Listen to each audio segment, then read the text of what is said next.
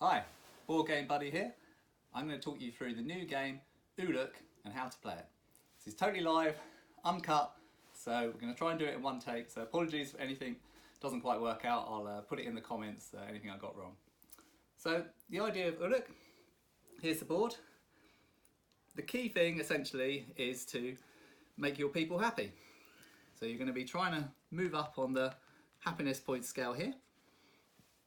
And it works using worker placement. So each player has their own board with little tribers. Start off with 5 tribers in the 3-player game. And essentially you move a triber from your board over to one of the locations, and then the next player does the same, and the next player, and so on until everyone's used up all their tribers. So like I say, it's all about getting victory points. And the first thing you need to avoid is getting any of these, which are massive negatives. So if you get any of these hunger points, you can't feed your people, you're going to get some massive negative points. So let's talk about how you get resources. So these selection of things here is all about gathering resources.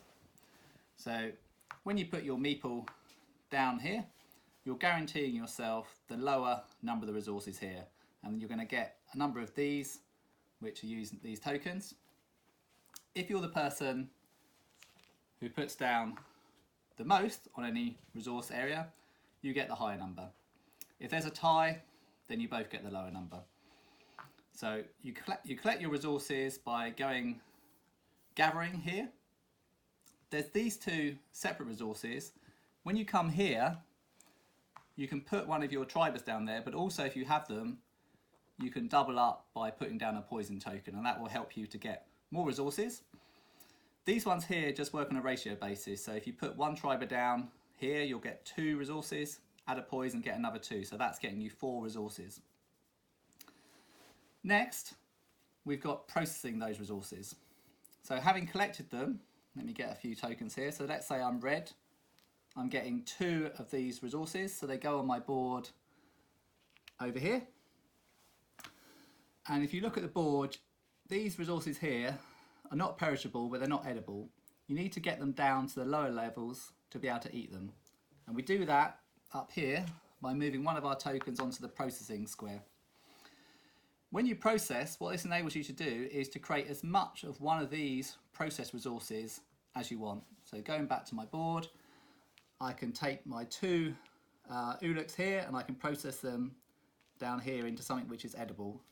And you can probably just about see there's a ×2 here, which means that my 2 goods turn into 4 edible tokens. And you can see the little fork there, which indicates that it's edible. The ones with the green, they're not only edible but treats, and every time you use one of those in the game you get an extra happiness point, so they're really nice to get. But these 4 resources I've got here will enable me to feed 4 of my tribe, and I've only got 5, so I need only 1 more. So you collect your resources, then you process them. There's some other actions you can do. So down here, you can place one of your tribers here, and you'll get one of these invention cards up here. And these are randomly drawn each turn. The ones that have the little sickle, they enhance your gathering.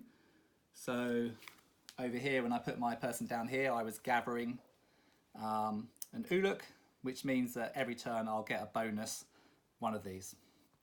So that enhances my ability to gather, and these ones here enhance your ability to process. So each turn I can automatically process one of these into a processed good which I can eat. So if I put my triber down here, I can pick one of these, and now I've got that for the rest of the game. So there's quite a lot of trying to get a good engine going where you're gathering and processing resources in an efficient way. The next square here, the Shaman's Hut, automatically gets you 1 happiness, which is quite nice, but more importantly, once everyone's placed all their tribers, lets you then move your triber over somewhere else. So it's very much like the gate in Kalis, and this is a really important move because it enables you to maybe break ties so you get the higher number. Also puts pressure on your opponents because they're not quite sure where you're going to go. And then the other one down here is just pure happiness points. So go there, get 2 happiness points. Not something you'll do early in the game, but obviously later in the game it can be quite helpful. And then the last thing, I'll just grab some white tribers. The last thing we haven't talked about is the monuments. So you can also go here and you need to place, for this one, 2 tribers to build it. If you do so, and you have the most, you get that token, which can be useful at the end of the game. Whoever's got the most of these gets 3 victory points. It immediately makes one of the resources more available. So that's quite nice. And you also get victory points. So by putting 2 tribers down, I'm getting 5 victory points for white. So it's a very good thing to do once you've got your feeding engine going, to get victory points and also potentially to alter the market. So let's just say this is what had been put out. Having gathered our resources, the market then adjusts. So any of the resources which have more than 1 tribe on them get less available. So this one here goes down 1, and so there's much fewer of these Uluk available. This one had no one, so it gets more available. This one had no one, gets more available. This one, no one, gets more available. This one stays where it is. This one gets more available, but obviously there's no one to do that. And then there's a second stage where you look down here and say anything down the bottom moves things up. So this moves that up, but it's already at the top.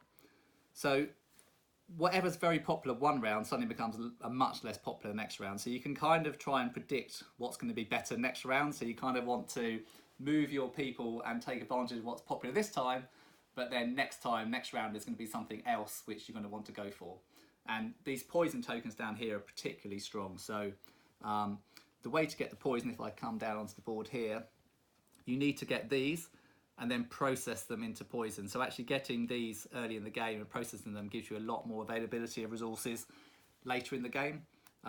So you need to be aware that if this is going to come up here, you're going to want to have lots of poison tokens, and similarly here.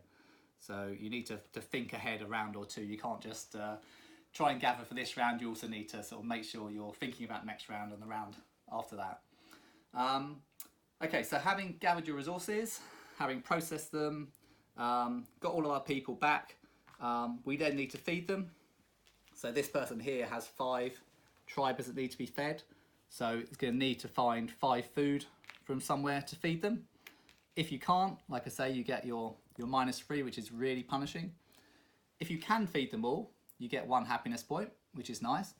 And also, you can then pay extra food. If you had 2 spare food, you could get yet another triber.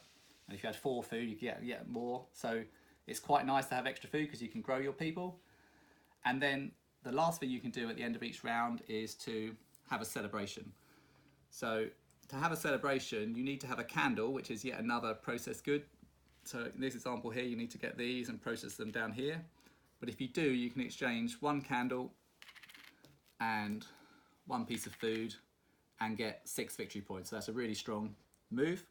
You can use poison, but you only get, you can use poison, but you only get 3 victory points. So it's much better to use the food.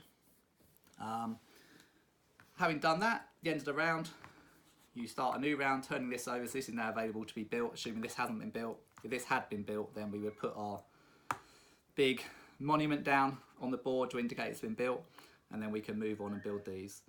And you keep going till you've done all the rounds, 6 rounds, collecting food, processing resources, getting inventions. Or I should say, at the start of each round, you clear out any of the inventions which haven't been built and get a new set of 3 inventions available to build again this turn.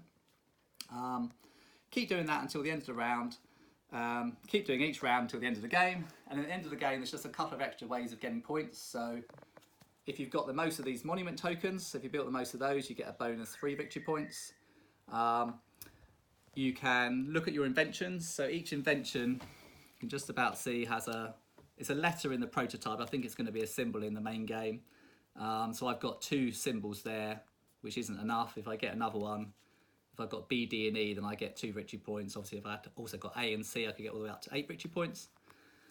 And lastly, everyone has a hidden feast card.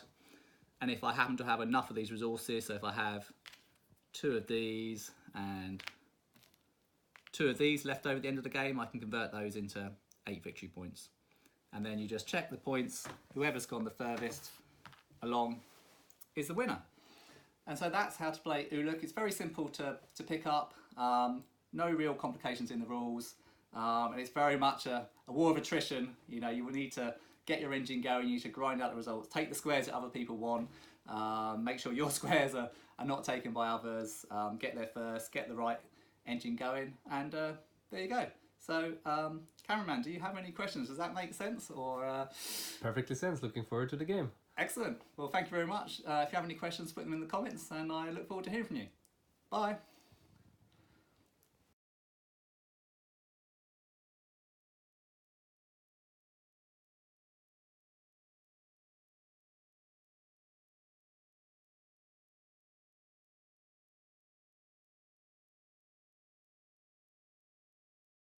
Board Game Buddy.